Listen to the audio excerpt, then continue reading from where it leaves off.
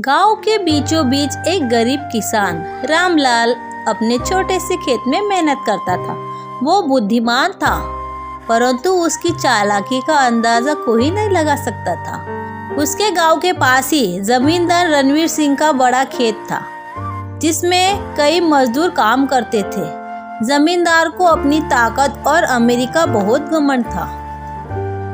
एक दिन सुबह सुबह रामलाल अपने खेत में हल चला रहा था कि जमींदार रणवीर सिंह वहां पर आकर पहुंचता है। उसने देखा कि रामलाल का खेत उसकी जमीन के बिल्कुल पास था। जमींदार के मन में एक चालाकी आई। रामलाल, तुम्हारा खेत बहुत छोटा है, इसे बेचकर शहर जाकर कुछ और काम क्यों नहीं करते? जमींदार साहब, यह खेत मेरी जिंदगी है, मैं इसे छोड़कर कहीं नहीं जाऊंगा। परंतु तुम्हारा खेत मेरी जमीन से जुड़ा है, मैं चाहता हूँ कि यह भी मेरी जमीन में शामिल हो जाए।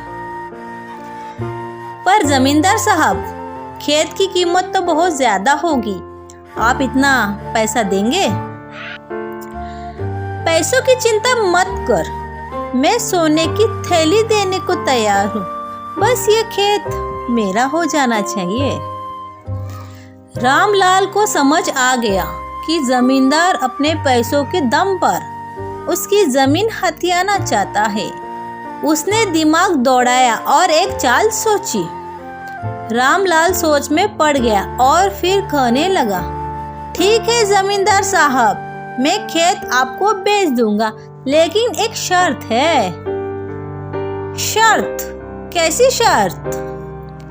आपको मेरी एक पहेली का सही उत्तर देना होगा। अगर सही जवाब दे दिया तो खेत आपका, नहीं तो खेत मेरा ही रहेगा। हाँ हाँ, पहेली हल करना कौन सी बड़ी बात है, बोलो क्या पहेली है? रामलाल ने मुस्कुराकर अपनी चालाकी दिखाते हुए पहेली सुनाई। वो कौन सी चीज है जो जल भिगाती नहीं, हवा उड़ाती नहीं और हाथ में पकड़ने जाती तो पकड़ में नहीं आती? जमींदार सोच में पड़ गया। उसने अपने नौकरों को बुलवाया, गांव के बुद्धिमान लोगों से पूछा, लेकिन कोई जवाब नहीं दे पाया। अंत में जमींदार को हार माननी पड़ी। मुझे नहीं पता, बताओ इसका उत्तर क्या है? साहब, वो चीज है परछाई। गांव वाले हंस पड़े।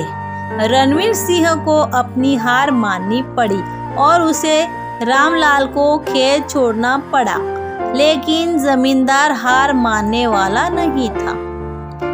कुछ दिनों बाद जमींदार ने एक और चाल सोची। उसने गांव के मुखिया को बुलाकर पंचायत बुलवाई और सबके सामने रामलाल को बुलवा लिया। रामलाल, जमींदार साहब को कहना है कि तुम्हारा खेत उनकी जमीन की सरहद पर है, इसलिए यह कानून रूप से उनका होना चाहिए। तुम्हें इस बारे में क्या कहना है? रामलाल को समझ आ गया कि यह एक नई चाल है। उसने फिर से अपनी बुद्धिमत्ता का सहारा लिया। ठीक है, अगर ऐसा है तो इसका फैसला एक और पहेली हो सकता है। फिर से पहेली?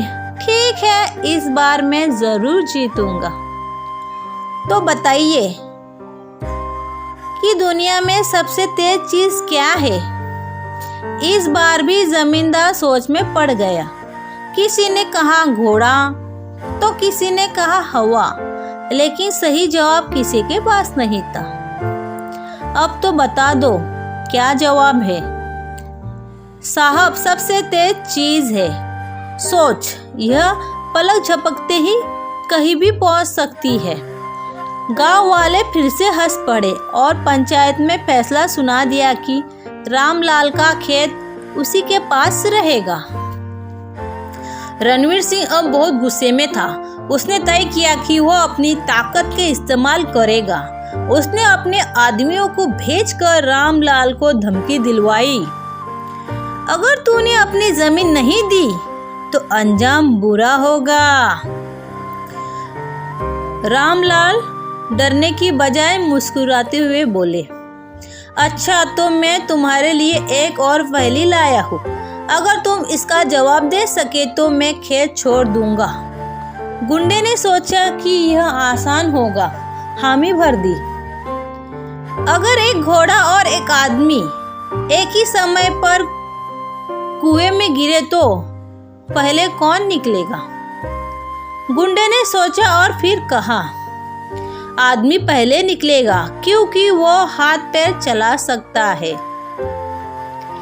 गलत, पहले निकलने वाला होगा पानी, क्योंकि जैसे ही कोई चीज कुएं में गिरती है पानी उछलकर बाहर आता है। गुंडे अपना सिर पकड़कर रह गए और जमींदार ने हार मान ली।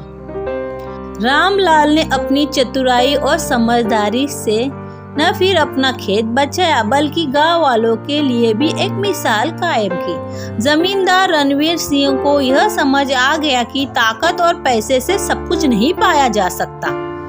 रामलाल, तुम सच में बहुत चतुर हो। हार मानता हूँ, अब मैं अपनी ताकत का गलत इस्तेमाल नहीं करूँगा। धन्यवाद जमींदार साहब। असली ताकत धन या बल में नहीं बल्कि बुद्धि में होती है। गांव वालों ने तालियां बजाई और इस घटना के बाद रामलाल की बुद्धिमानी के किस्से दूर दूर मशहूर हो गए।